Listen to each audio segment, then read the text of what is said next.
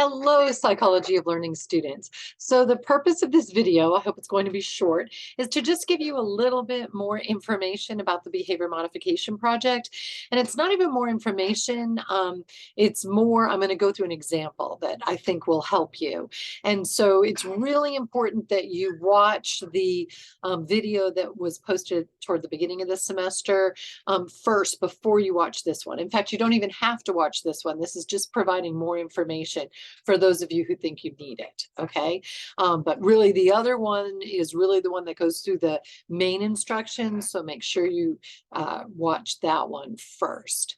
Okay, so I'm going to share the screen here so that we're looking at the point allocation for the behavior modification project. In other words, how it's going to be graded. And I think this is an important way to look at the look at the assignment, to think about it. So again, make sure you watch the other video, the one that says the instructions first before doing this one. So the example that I'm going to use here, just to go through it with you, is I'm going to pretend that I want to change my the frequency at which I eat ice cream. So remember, you need, for this assignment, you need to pick a behavior that occurs about 3 to 5 times a day that you want to alter. You can either increase it or decrease it. But right now, without increasing it or decreasing it, it needs to occur about 3 to 5 times a day. Otherwise, you're not going to have enough data points to really analyze what's going on. So for me, I love ice cream, and so I probably have it a couple of times a day. And let's say I want to change my eating the ice cream. So I might say, number one, my target behavior is eating ice cream. And that's very simple. Number two, why did I choose to manipulate that behavior? Well, because eating ice cream has so much it's so high calorie and not much nutritional benefit. So it's increasing how much I weigh, and my weight keeps going up. And as I age, my weight being this high is going to cause some health issues. And so this is not good for my long-term, for my, I want to have a very healthy, long life. And so this is not behavior that's going to get me to that goal. So I want to eat less ice cream. Okay, so then the next thing says submit the completed observation forms for the first 5 days with about 20 to 25 data points or incidences. Now, so what I've just said, I already have 10 points. 5 points for saying my target behavior is eating ice cream, I want to decrease it, and 5 points for saying I want to decrease it so I'll be more healthy, and explaining why. Okay, so now what's going to happen is for 5 days, I'm going to fill out that narrative form, the narrative observation form. So if you pull that out, you'll see that it will have in the very first column date and time, and in the second column any antecedents if observed, and then in the third column behavior, and the last column any consequences if observed. So what I'm going to do for 5 days, I'm going to do this. Every time I eat ice cream, I'm going to pull out my narrative observation form. Personally, I think it's better to do this on a laptop. So it's all typed so that you can turn it right in. Otherwise, you're going to have to do it by hand and then type it in for the assignment. So every time I eat ice cream, as soon as I'm done eating, I'm going to go, okay, let me think. I'm going to write down the date and time. I'm going to go, what was happening? What was I thinking? What was I feeling? Where was I? Who was I with? What was going on before I ate the ice cream? And I'm going to fill that in. And so maybe I say, well, I was driving home from work and I had done a lot of grading, and I was really proud of myself for how much grading I had done, but I knew there was a lot, so I sort of felt like I deserved a reward of some kind, but a lot more grading that had to be done that night, and I was really tired. And so those were my thoughts. My thoughts were like, oh, I've got tons and tons of grading. And I sort of feel like I deserve a reward for all the grading I've done. And my feelings were I'm really tired. And my behavior was that I opened up the refrigerator door and I pulled out the sugar-free ice cream with Brahms, and I put 2 huge heaping spoonfuls in a bowl, and then I poured a little bit of milk in the bowl and I stirred it all around to make it sort of like a little bit more shake-like. And then I ate every bite, and it was amazing. And then what were the consequences of it? Well, one consequence is I have lots of energy right now. I just feel this energy surge. And I feel like, okay, I got my reward for doing all that grading, and I've got lots of energy now. I can do more grading. And my stomach feels like full, and my throat feels like cold, and it feels comfortable. So I'm having, and my feelings are I'm energized. It felt really good eating that ice cream. Oh, it was really fun. So that's what's going to go in my very first row. That's my first data point, my first incident of eating ice cream. Okay, so maybe that's one. Now, maybe the later that night when all of the grading is finished, maybe I'm going to sit with my husband, and he's like, "I know it's late, we should be going to bed, but let's watch a little TV show here for fun." And he comes over and goes, "You want some ice cream?" And of course, I'm not going to say no. And so he brings a little bowl to me, and it has a couple scoops of the ice cream in it. And we sit sort of arm in arm on the couch, eating our ice cream, watching this little show. So then again, I'm going to put the date and time in my narrative observation form, the antecedent, the day was over, my husband and I were coming together right before bed. The behavior was he handed me a bowl that had 2 small scoops of ice cream in it. The consequences, oh, we had so much fun visiting and talking as we were eating the ice cream and sharing what had happened that day and laughing over, different things that had happened to one another. And then settling in and watching a short little TV show. And again, my stomach felt full, and my throat, that cold, soothing, like my whole body feels good after that ice cream.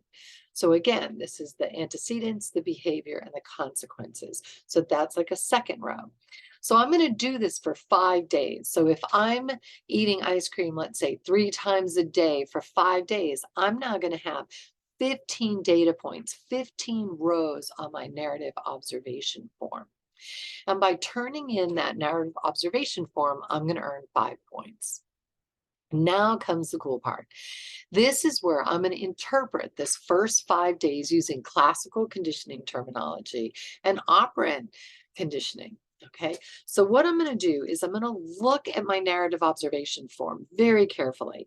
I'm going to look for patterns. Where am I when I tend to eat ice cream? When do I tend to eat ice cream? Is it in the morning, afternoon, late at night? What's associated with the behavior? Think classical conditioning. And one thing I noticed when I looked at my form is, or I would notice is, boy, after a lot of times my consequence includes feeling energized. And so I'm thinking about how could feeling energized have been connected with ice cream? Like what created this with classical conditioning? And to begin with, you have to think about what would lead to you being energized that you didn't have to learn. Like you as an organism, me as a person, I was born with this. What you see unconditioned what unconditioned stimulus would lead to the unconditioned response of being energized. And I thought sugar. So like sugar will lead you to feel energized, right? So the conditioned stimulus is ice cream, and the ice cream got associated with the sugar and me feeling energized. So I probably had regular ice cream as a kid, and the sugar was in it, made me energized. Ice cream, sugar, energized. Ice cream, sugar, energized. To the point when now I eat ice cream, I feel energized, even though the ice cream that I'm eating is sugar-free. And there's no sugar in it. It's not the sugar that's causing it anymore. But because the ice cream was associated with the sugar, now just the ice cream itself leads to that feeling of being energized. So I can kind of use classical conditioning, and I'm going to use those.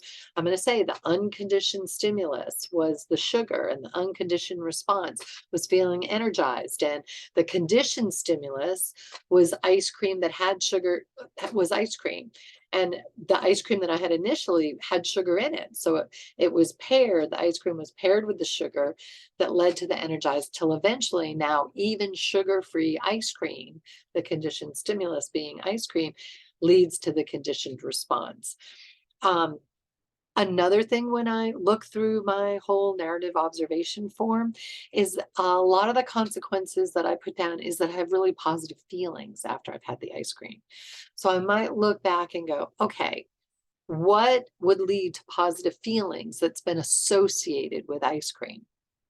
And I very quickly thought, well, time with my loved one, for example, my husband. So and I didn't have to learn as an organism that time with someone that I love leads to positive feelings. So my unconditioned stimulus is that time with someone that I love, and it leads to the unconditioned response of positive feelings.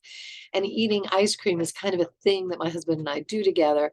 So eating ice cream is associated with this time with him. So the CS of eating ice cream got paired with the US, the unconditioned stimulus of time with my husband, which then lead to the unconditioned response of positive feelings. And that pairing was made so many times that now the ice cream alone will lead to the conditioned response of these positive feelings. Does that kind of make sense? So this is the kind of thing that you're doing in this question number 4. You're looking back and you're trying to understand what created some of these feelings. What was connected to this, associated with it, that's leading to some of the feelings and thoughts that you're having. And use classical conditioning terminology when you're describing this. Okay.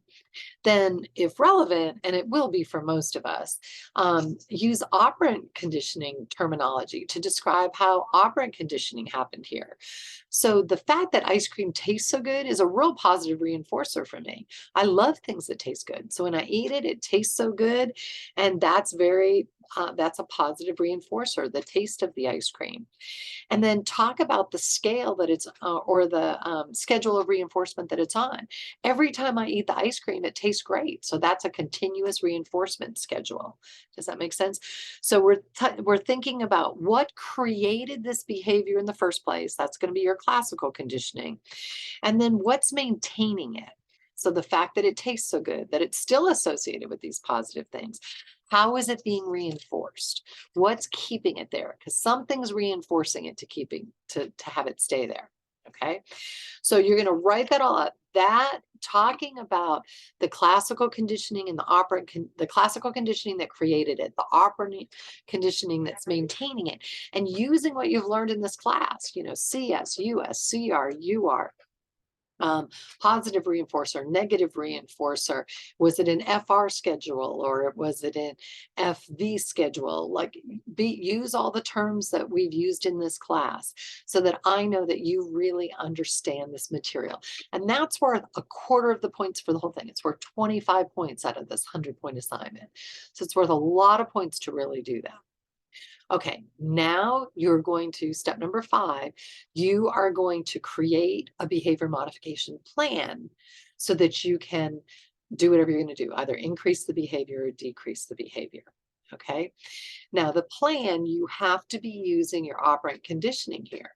So if you're going to increase the behavior, I expect you to be using a lot of reinforcers. Here, I want to punish the behavior.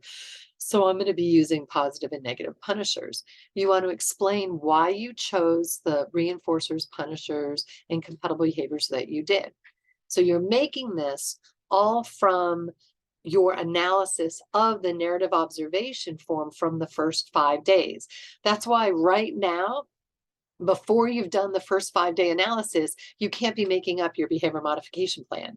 Your plan is supposed to come from your first 5 days of the analysis from your first 5 days. Okay. So in my case, because I want to decrease the amount of time that I'm eating ice cream, I need to create a punisher. So what am I going to do when I eat ice cream? What could I make as a punisher? Well, I hate this ARC trainer. It's like an elliptical machine that we have in our garage. And I hate being on that thing. And even though it's healthy and good for me, I hate it. So what I could say is every time I eat ice cream, I'm going to have to spend 30 minutes on that ARC trainer. So that's a positive punisher. Something's going to be given to me. I'm going to have to do 30 minutes on that thing. That should decrease the likelihood of my eating ice cream again. So that's my punisher. I'm also going to want to reinforce not eating ice cream. So if I go, I might say to myself, boy, from that narrative observation form, it was clear that I tend to eat ice cream when I feel like I need a reward and I'm for things that I've done, but I've got more to do and I'm tired. So that seems, so I need to come up with another thing that I could do, an alternative behavior. Sorry about that. An alternative behavior that would allow me, that would be better here. So instead of eating ice cream when I'm in that situation, I'm going to say that I am going to walk around the block for 10 minutes. I love walking outside around the block. And while I'm walking, maybe I love listening to TED Talks. So I'll put in little headphones and I'll listen to TED Talks while I'm walking around the block. So instead of eating ice cream, when I'm tired and I feel like I need a reward, I'm going to reward myself with these TED Talks and being outside and walking around in the sun, and that'll feel so good. And that's how I'm going to do it. And the walking around should give me energy, and the TED Talk should feel rewarding to me. So I'm going to do that when I'm in that situation. And when I'm with my husband and we're having our cuddle time at the end of the night, rather than eating ice cream, maybe we could start doing popcorn, like the air popped popcorn. Maybe that would work better. So I'm going to come up with these alternate ways that I can reinforce alternative behaviors that I'm going to do instead of eating ice cream. And then I might do something like at the end of the day, if I have not had ice cream at all, then I get another reinforcement. So this would be like if I'm eating it 3 times a day, I might call this like if I don't eat it 3 times a day. So it's sort of on a fixed ratio schedule, then I am going to allow myself to play Wordle on my phone. I love this little game called Wordle for about 10 minutes. Does that kind of make sense? And to have I'm going to reinforce incompatible behaviors like the eating of the popcorn instead of the ice cream. Eating popcorn and ice cream together would be disgusting. So I'm going to eat the popcorn. I can't eat popcorn and ice cream at the same time. So you can see how that's an incompatible behavior. So I'm going to reinforce the eating of the popcorn with something good too. So I'm going to give myself a treat every time I have the popcorn instead of the ice cream. So you can see how I've now come up with my behavior plan. So for step number 5, I'm going to describe the plan in detail. And you can see it's worth 25 points. Now, number 6, I'm then going to observe my behavior as I implement the plan for 4 days. So I'll put the date and time. Next time I eat ice cream, I'm going to put the date and time.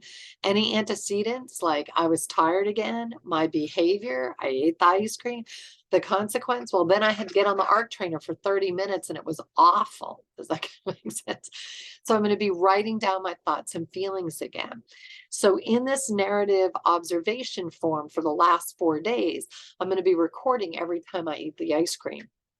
Now, some students find it helpful to also put on here every time that they're not eating the ice cream. So if you feel free, if you want to put in the narrative observation form, the date and time and the antecedent. I was tired and done a lot of grading, I was coming home and needed energy. And my behavior, instead of eating ice cream, I walked around the block with the TED Talk, listening to TED Talk. And the consequence was I felt really energized and good. And I was so proud of myself for not eating ice cream.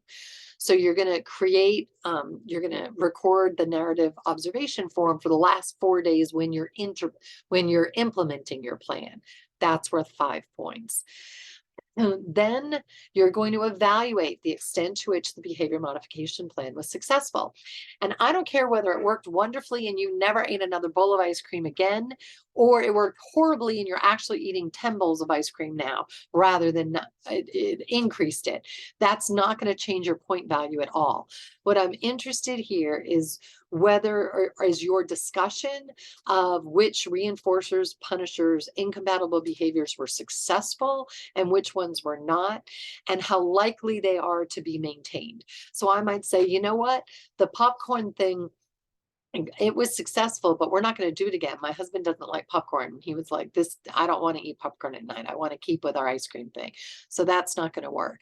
But boy, that ARC trainer, having to get on the ARC trainer for 30 minutes every time I ate ice cream, that worked. And I'm going to keep doing that. And if I don't eat ice cream all day, getting to play Wordle at night, that was really, it's amazing how well that worked. I chose the walk around the block with the TED Talk so that I could get that Wordle at the end of the day. Those I'm going to keep. That's going to be maintained. So that's worth 10 points. Then then the last one or last couple, number 8, you're going to state which approach, classical or operant conditioning, was more useful in helping you understand your behavior and which was more helpful in helping you change your behavior. And from teaching this class a couple of times before, I noticed that that's really dependent on the behavior that you're trying to change. So for some behaviors, it seems like classical conditioning is better or worse for helping you to understand it or changing it, and vice versa. So that really has to do more to do with the behavior that you chose. I'm really looking here for a discussion of what other approaches might have worked better. And what you're doing here is you're letting me know how much you understand how to apply the behavior that you've learned in this class to all the information that you've learned in this class to your behavior. Because this is supposed to help you. It's supposed to improve your life. So that's worth 10 points. And then the last thing just says this needs to be written in a way that it's clear that you devoted time and care to planning, drafting, revising, editing, and proofreading so that I can read it where there aren't commas all over the place, or it's so poorly written I don't understand what you're saying, or it's not professional. This is a 3,000 level class. It should read like a junior in college wrote it. And so that is what I'm looking for the assignment. I hope this is helpful. We do have the Center for Writers here at Cameron, and you can either email them or call them at 580-581-2932 if you're worried about your grammar and your punctuation and that kind of stuff. They will read over your work for free and give you all kinds of advice. Also, feel free to contact me, especially after you've done the first week, the first 5 days of the narrative observation form, and you're like, I really need help figuring out my behavior plan. We can talk about it over the phone. We can do a Zoom meeting. You can come by my office if you're in town. So I want to help you. Make sure you begin it by the project by the middle of April, because you'll see how it's going to take you, at least 2 weeks to do this assignment, 5 days to track it, a couple days to come up with your plan, 4 days to track it as you implement the plan, and then a couple of days to write it up. So let me know if you have any questions, marydeasy@cameron.edu or 580-581-2360. I'm sorry, 2315. I gave you my old phone number. All right. Let me know if you have any issues. Thank you. Bye.